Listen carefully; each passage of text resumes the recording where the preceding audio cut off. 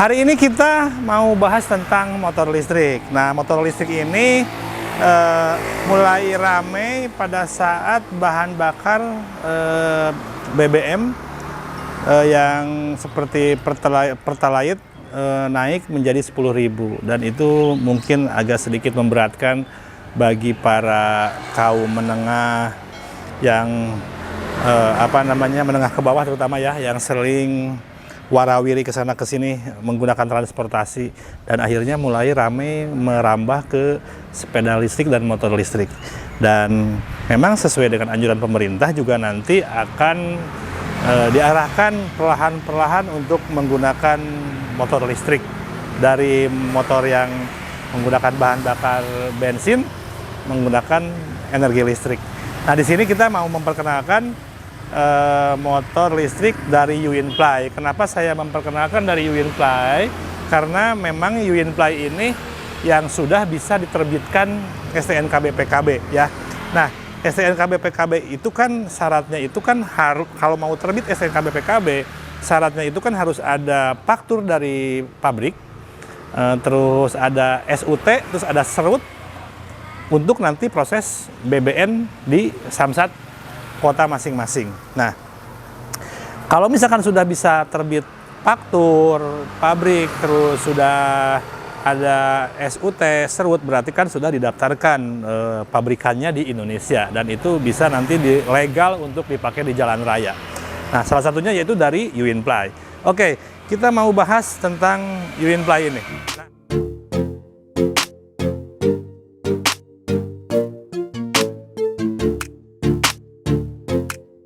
Nah, Yuinply ini jenisnya jenis T3 ya.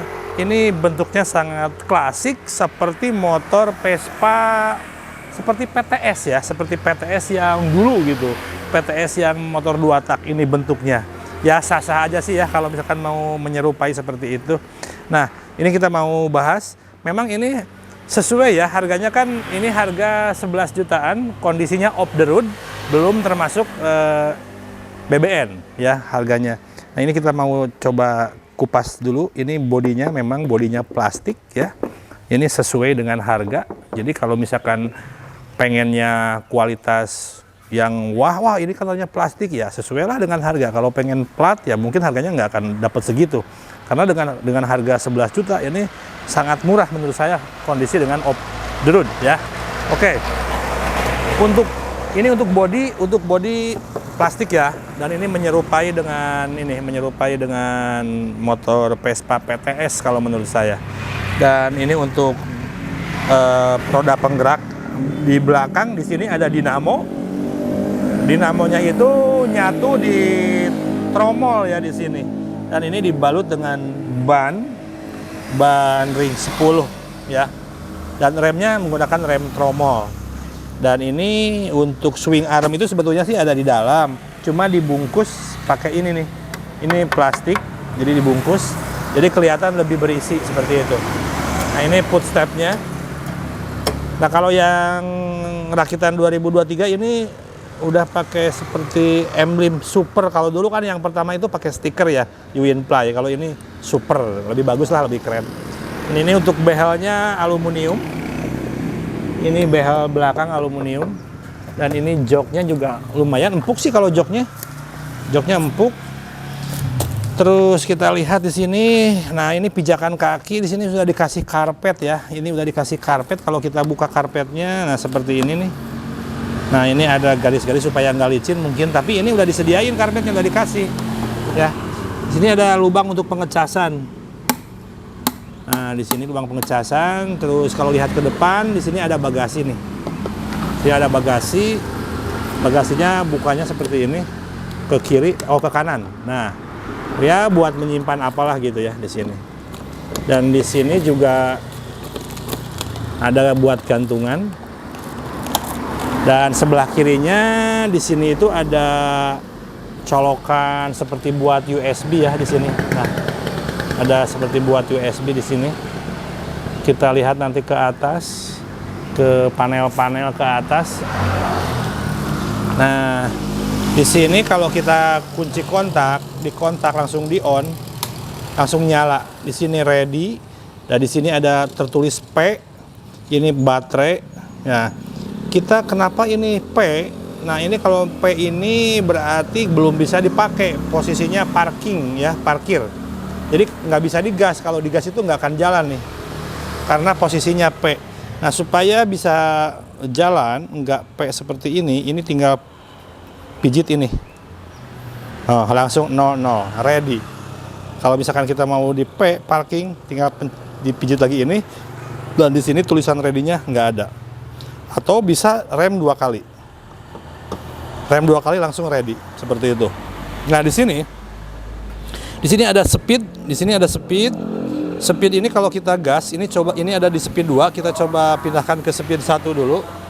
Nah, speed 1 ini kecepatannya, jadi ini untuk membatasi kecepatan speed ini. Speed 1 di sini 40 km per jam.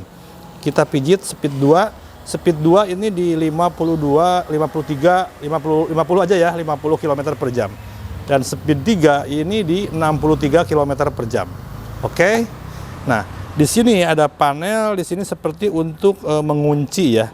Nah, ini fungsinya, ini tombol di sini, ini untuk membuat gasnya itu dikunci. Nah, misalkan kita jalan di 50 lah, di 50 kita mau kunci, dan ini tetap di sini. Jadi ngegas terus tanpa harus diputar gas. Kalau misalkan mau dinormalkan, pijit lagi, nanti turun sendiri. Oke, itu, dan ini adalah panel untuk lampu depan, saklar lampu depan. Ini ada rem depannya cakram ya. Terus ini sebelah sini ada ini untuk lampu sen kiri kanan. Di sini untuk lampu dekat jauh, ini lampu dekat, ke kirinya lampu jauh. Di sini ada klakson. Nah, ini yang saya kurang setuju, ini untuk R nih. R ini kan untuk majunya, bukan maju, ini untuk mundur. Jadi kalau misalkan motor ini mau dikasih mundur, tinggal pijit R, langsung digas. Otomatis nanti rodanya akan berputar kebalik. Nah, cuma disayangkannya kenapa? Pada saat saya kemarin test ride, kita mau bunyikan klakson, salah mijit ke sini. Akhirnya kayak mau ngerem gitu. Jadi pada saat maju ke depan digas, tiba-tiba dipijit ini. Ya otomatis kan ini supaya muter balik kan. Jadi ini kurang pas. Harusnya jangan di sini nih nyimpennya. Misalkan mau di atas atau di mana gitu. Nanti mudah-mudahan perbaikan buat pihak Uinfly. Jadi ini jangan ditaruh ke sini, nanti bisa ketuker ini antara klakson dan ini. Seperti itu. Nah, ini satu lagi yang saya kritik aja nih ke Uinfly, mudah-mudahan. Tapi ini nggak apa-apa ya. Kritik itu kan membangun. Ini nih di sini itu buat plat nomor nih. Harusnya ada buat plat nomor, nanti mudah-mudahan disediakan sama Uinfly-nya ini buat plat nomornya. Tapi secara overall ini udah keren, udah paling banyak diminati model seperti ini. Ini mantap, ini Uinfly bisa membuat model seperti ini dan banyak diminati ya. Tapi ada sedikit yang harus diperbaiki lah seperti itu. Nanti lama-kelamaan di sini ada perbaikan-perbaikan. Dan ini di sini ada untuk membuka jok di sebelah kanan di sini. Nah, ini untuk membuka jok, putar ke kanan. Dan di sini itu ada MCB nih. Nah, ini fungsinya kalau misalkan mau disimpan agak lama atau memutus arus, ini ke sini off. Ya, jadi takutnya ada konsleting atau apa, ini dibikin seperti ini kayak MCB untuk pemutus arus ya. Nah, ini di sini on seperti itu. Ini ada satu buah charger, dan di sini juga ada buku garansi. Dan ini sih di sini kualitas bagus, jaminannya 10 tahun ini menurut pabrikannya. Oke. Kalau dari lampu-lampu kita mau lihat lampu-lampunya. Nah, kita mau lihat tuh lampu belakang dulu ya. Kita lihat lampu belakang. Nah, ini lampu rem, terus lampu sen kanan, lampu sen kiri, dan nanti kita akan lihat yang lampu depannya. Karena ini siang hari, jadi nggak terlalu kelihatan ya. Kalau misalkan di malam hari mungkin lebih kelihatan bagusnya lampunya karena berbentuk LED ya, keren. Nah ini ada list di sini. Nah, nyala di sini. Keren lah pokoknya. Ya secara overall ini keren. Dan ini standarnya juga dikasih standar 2, yang pertama standar tengah. Nah, standar tengah ini. Nah, ini standar tengah ya. Ini standar tengah ya. Cukup ringan ngangkatnya karena memang yang bikin berat itu hanya baterai. Dan untuk menurunkan tinggal diinjak sini. Nah, seperti itu. Dan ini untuk standar samping seperti itu. Cuma standar samping di sini nggak dipakai switch ya, nggak dipakai switch. Kalau motor-motor yang sekarang kan motor-motor matic itu kalau standar pinggir dilipat otomatis kan mesin mati ya. Nah harusnya itu seperti itu juga nantinya. Ya mudah-mudahan nanti bisa terus diperbaharui lagi. Ya biar sedikit. Terusnya di sini pas begitu dilipat standar pinggir harusnya langsung mati. Supaya untuk menghindari kalau misalkan disimpan di rumah pakai standar pinggir, kunci kontak di on, takutnya digas. Nah, takutnya sama anak-anak begitu kan bahayanya. Jadi kalau menurut saya sih kalau untuk yang udah punya T3 ini kalau disimpan pakai standar tengah aja. Kalau pakai standar pinggir ini berbahayanya, takutnya kuncinya ngontak ke gas. Takutnya jalan gitu. Sama anak-anak misalkan yang bahayanya. Ini footstep, swing arm juga seperti ini. Suspensi yang belakang pakai 2. Cuma memang suspensinya ya, tapi karena memang harganya juga murah ya, harganya 11 jutaan. Ya sesuai aja. Ini suspensinya yang belakang terlalu lembek. Jadi kalau ada ada berlubang atau apa itu kerasa deret gitu. Seperti itu. Tapi secara overall dengan harga 11 juta ini berani menurut saya. Dan ini bisa keluar faktur, cuma memang untuk saat ini untuk fakturnya ini harus bersabar ya, karena mungkin ini kan baru tahap baru ada perizinan mungkin baru keluar, terus sekarang juga mau mengawali pembuatan faktur. Ya maklum aja ya karena saking banyaknya. Dan nanti saya yakin Winplay akan membenahi terus ke depan supaya fakturnya bisa lebih cepat. Karena memang faktur itu kan salah satu berkas yang diperlukan untuk BBN di Samsat. Nah, saran saya sih gini, kalau misalkan mau dipakai untuk harian, karena kan kalau misalkan kita pakai di jalan raya tanpa menggunakan STNK BPKB kan itu nggak boleh, pasti kena tilang ya, karena belum ada belum ada STNK BPKB. Saran saya sih sambil menunggu faktur itu ke Samsat itu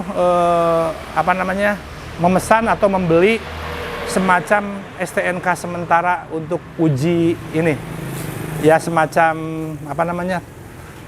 STNK sementara bahwa ini diperbolehkan dipakai di jalan sambil menunggu faktur proses BBN seperti itu. Kalau dulu itu ada STCK dulu itu ya.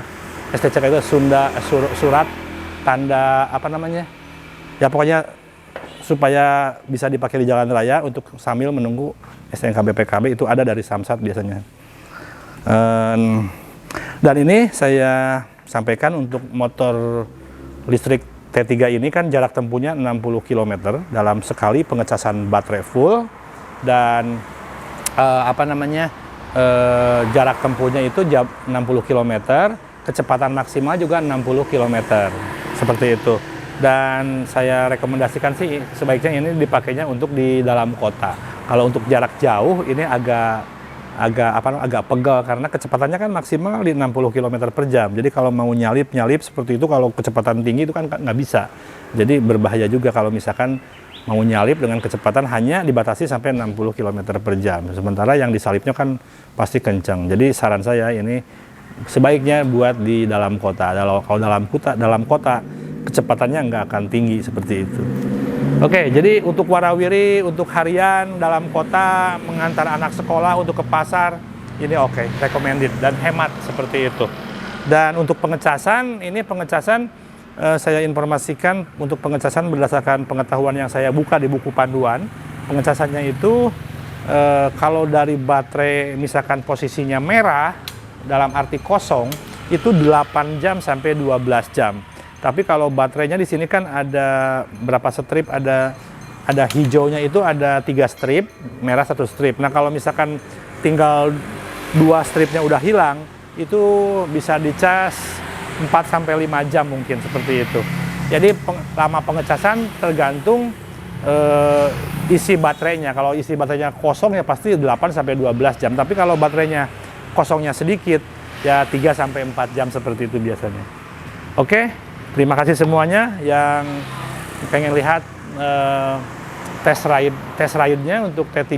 Kemarin saya pernah bikin konten yang test ride T3 UInFly ke Banjar Pangandaran sejauh 60 km udah pernah saya lakukan, dan kesimpulannya untuk jarak jauh kurang bagusnya untuk dalam kota seperti itu. Kalau dalam kota enak, empuk, nyaman, oke lah. Oke ya, terima kasih semuanya. Nanti yang mau order juga kita bisa kirim ke seluruh Indonesia ya. Langsung WA aja ke nomor yang ada di deskripsi. Terima kasih semuanya, sampai jumpa di next video.